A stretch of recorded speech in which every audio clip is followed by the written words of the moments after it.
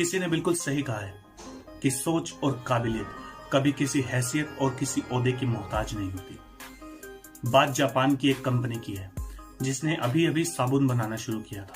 देखते ही देखते वो कंपनी कामयाबी के शिखर पर पहुंच गई और इतनी मशहूर हो गई कि हर घर में उसका साबुन यूज किया जाता था। सेलिब्रिटी से लेकर आम लोगों तक हर घर में वो साबुन यूज होता था। लेकिन अचानक उस कंपनी के किसी एम्प्लॉय से एक गलती हो गई। उन्होंने एक पैक में साबुन भरकर भेजा ही नहीं, बल्कि खाली साबुन ऐसे ही चला गया और वो किसी आदमी को मिला और उसने उस पर बहुत ही ऑब्जेक्शन क्रिएट किया। बल्कि इतना ज्यादा वो उसने ऑब्जेक्ट किया कि कंपनी पर केस कर दिया। इस बात को मीडिया ने भी बहुत उछाला और उसकी कॉम्पिटिटर कंपनियों में भी। कंपनी की रेपुटेशन डाउन हो रही थी। अब उस कंपनी ने बोर्ड ऑफ डायरेक्टर्स की एक मीटिंग बुलाई। उस मीटिंग का लक्ष्य ये था कि उन्हें इस प्रॉब्लम का सलूशन ढूंढना है ताकि आगे से ऐसी कोई प्रॉब्लम हो ही ना। हालांकि एक कॉमन सी प्रॉब्लम थी, क्योंकि लाखों पीस साबुन में से सिर्फ एक में प्रॉब्लम हुई थी।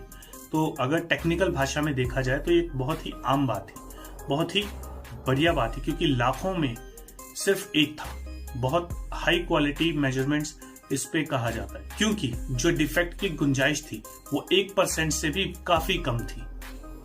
तो ये एक बहुत ही अच्छी क्वालिटी मान जाती है। लेकिन उस एक गलती की वजह से कंपनी के नाम पर, कंपनी के रेपुटेशन पे खतरा आने लगा था।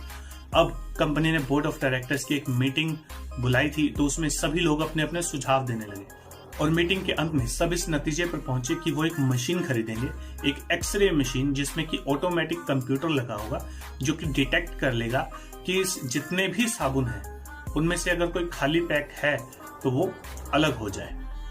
तो सभी लोग इस बात पे एग्री थे, क्योंकि कोई नहीं चाहता था कि उनकी कंपनी की रेपुटेशन खराब हो और वो मशीन काफी महंगी आने वाली थी। ये बात आग की तरह पूरी कंपनी में फैल गई, यहाँ तक कि मीडिया में भी और दूसरी कंपनीज में भी फैलने लगी। तभी उस कंपनी का सिक्योरिटी गार्ड उस कंपनी के मालिक से मिलने आया और उसने बोला कि सर, आप फालतू में ही इतना पैसा खर्च कर रहे हैं, जबकि इतने पैसे खर्च करने की जरूरत नहीं है। कंपनी इस पैसे को और बहुत जगह पर यूज कर सकती है। कंपनी के मालिक ने उस सिक्योरिटी गार्ड को ऊपर से नीचे तक गौर से देखा और कहा, तुम्हारे पास कोई बेहतर सोल्यूशन है? तो सिक्योरिटी गार्ड ने कहा, जी हाँ है।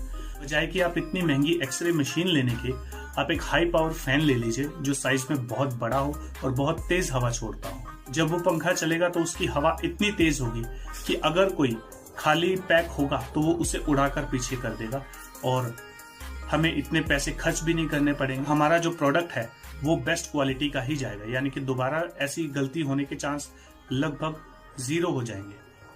और अगर आप एक्सरे मशीन पर आप इन्वेस्ट करते हैं तो हो सकता है कि आने वाले टाइम में एक्सरे मशीन खराब हो जाए, या हो सकता है कि उसके किसी टेक्निकल डिफेक्ट की वजह से भी ये प्रॉब्लम दोबारा आ सकती है। लेकिन अगर आप एक फैन यूज करते हैं तो ऐसी प्रॉब्लम आने का कोई चांस ही नहीं बनता। सिक्योरिटी गार्ड की इस बात को सुनकर मालिक बहुत हैरान हुआ और वो उससे बहुत खुश हुआ और उसने उसे बहुत सी शाबाशी भी दी और उसे सम्मानित भी किया। और उसके कुछ देर के बाद उसने एक प्रोग्राम बना दिया जिसमें कंपनी का हर एक एम्प्लॉय आकर अपनी सलाह दे सकता था, और अगर उसकी सलाह अच्छी होती थी तो उसे कंपनी की तरफ से एक इनाम दिया जाता था। तो इस तरह से उस कंपनी ने अपनी एक बहुत बड़ी प्रॉब्लम को सुलझा लिया। तो इस कहानी से हमें 3 शिक्षाएं मिलती हैं। नंबर 1, कि कभी भी हमें किसी भी प्रॉब्लम को ओवर एस्टिमेट नहीं करना चाहिए। कई बार उसका सोल्यूशन छोटा है लेकिन हम उस प्रॉब्लम को बड़ा मान लेते हैं कि इजी सोल्यूशन के बारे में सोचते ही नहीं। नंबर 2, दूसरों की राय लें। कई बार होता है कि आपको उस चीज का सोल्यूशन नहीं पता है, हो सकता है सामने वाले ने भी ये प्रॉब्लम फेस की हो और इसका सोल्यूशन वो जानता हो।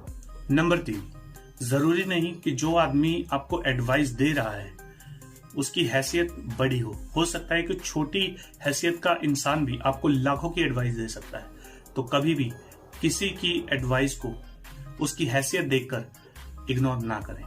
यदि इस कंपनी का ओनर इसकी एडवाइस को इग्नोर कर देता तो हो सकता है उसे आने वाले टाइम में ये प्रॉब्लम दोबारा फेस करनी पड़ती, या हो सकता है कि उसे बहुत ज्यादा पैसे इन्वेस्ट करने पड़ते इस प्रॉब्लम को दूर करने के लिए। दोस्तों, इसके अलावा हमारे 2 और चैनल है, द फंकी मोटिवेटर शॉर्ट्स के नाम से और द फंकी टॉक के नाम से। इन दोनों चैनल्स पे भी जाओ, वीडियोस को देखो और इन चैनल को सब्सक्राइब भी मार लो यार। और हाँ, इस चैनल को भी सब्सक्राइब मार दो, कहीं उसके चक्कर में ये मत भूल जाइयो। तब तक के लिए स्टे फंकी, स्टे रॉ।